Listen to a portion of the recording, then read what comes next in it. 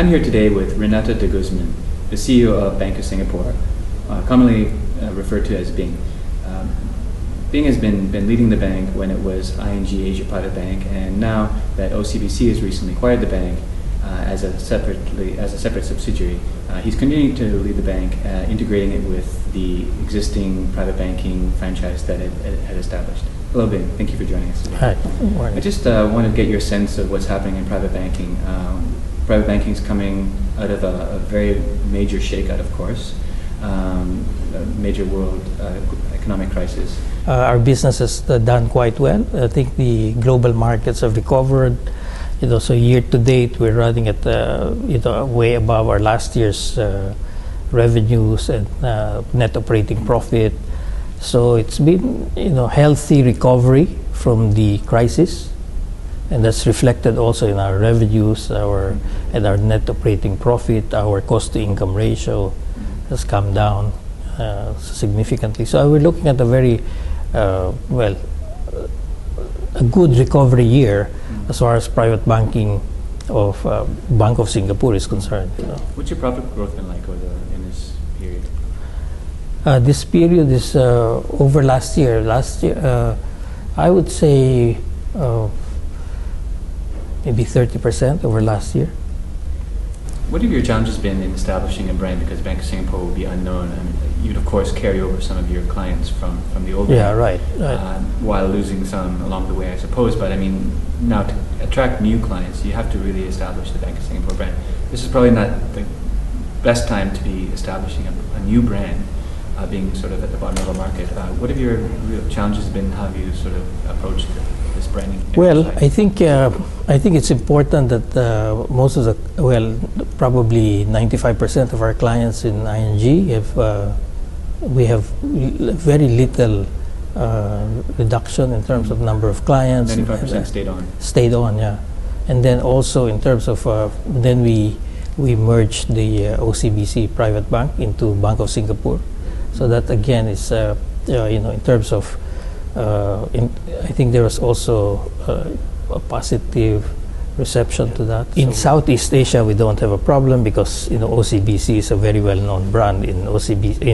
I mean, they have a real market share in Southeast Asia. It's quite well known. So it's more of outside. But then, with the use of the name Singapore or Bank of Singapore, I think it's easier in terms of it's easier. There's easier acceptance, even up to the Middle East and up to Europe. There's been acceptance of the brand very easily. Singapore accepted as sort of the Switzerland of Asia. I mean, that's right. Do you see it as a private banking hub? Yes. What about in North Asia, China, Korea, Japan?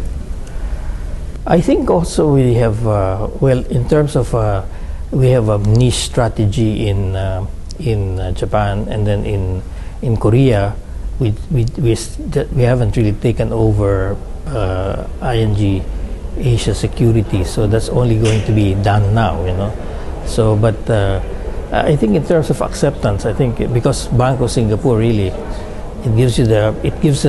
it connotes Bank of England, Bank of Japan, Bank of Singapore, so it has that connotation that is easy.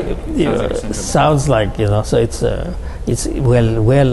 it's easy to and also the close connection to Singapore as a wealth management center. I think it's not so, in terms of launching the brand, acceptance of the brand is quite easy. OCBC, of course, has a reputation of having a very conservative culture. ING Asia Private Bank, not quite that conservative reputation at all. How have you been able to sort of marry the two cultures? Where has there been a compromise, and where have you been able to manage, kind of square that circle? Well, I think let's just say probably that they didn't really have the full suite of offering in OCBC Private Bank.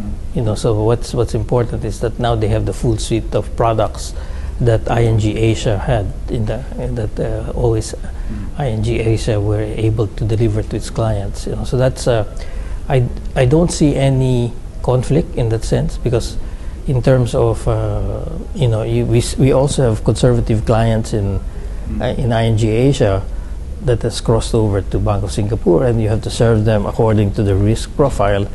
So it's a matter of identifying the risk profile of the client and providing the right product. So what have you had to change about the way you used to do business in order to sort of fit into more like the OCBC conservative way of thinking? Not much. I don't think we had to change our way of business because in terms of they understand the business. I think it's more of understanding the business, and I think we have people that are.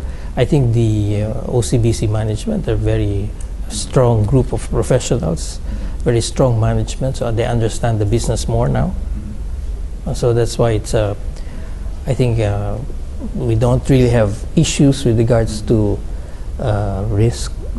So we see risk the same way. I mean, basically, there's no difference in the way you assess and manage risk.